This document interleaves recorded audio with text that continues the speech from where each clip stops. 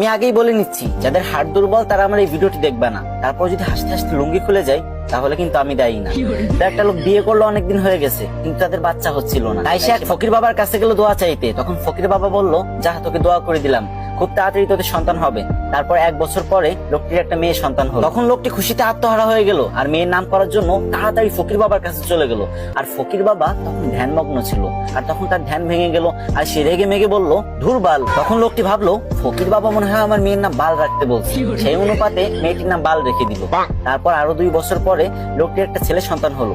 তারপর লোকটা খুশিতে ফকির বাবার কাছে চলে গেল ছেলেটির নামকরণ করতে। কিন্তু এবারও ফকির বাবার ধ্যান ভাঙার কারণে ফকির বাবা বিরক্ত হয়ে বলে উঠলো, ধুর চ্যাট।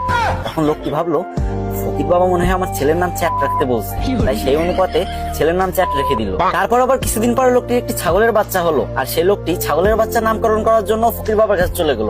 কিন্তু তখন ফকির বাবা একদমই ধ্যানমগ্ন ছিলেন না, আর যখন দেখলো ছাগলের নামকরণ করার জন্য তার কাছে আসছে, তখন সে প্রচন্ড রেগে গেল আর বলল, তুই একটা ছাগলের নামকরণ করার জন্য আমার কাছে আইসোস, যা তো ছাগলের বাচ্চার নাম পুটকি রেখে দিল। তারপর ছাগলের বাচ্চার নাম পুটকি রেখে দিল। তারপর ছেলে মেয়ে বড় হলো। তারপর লোকটি তার মেয়ের জন্য বিয়ে ঠিক করলো। কিন্তু যখন মেয়েটির জামাই বিয়ে বাড়িতে পা রাখলো, তখন সবাই চিৎকার করে বলতে লাগলো, এই বালের জামাই আইছে, বালের জামাই আইছে, তাড়াতাড়ি ওরা বরণ কর, আমার বালের জামাই আইছে।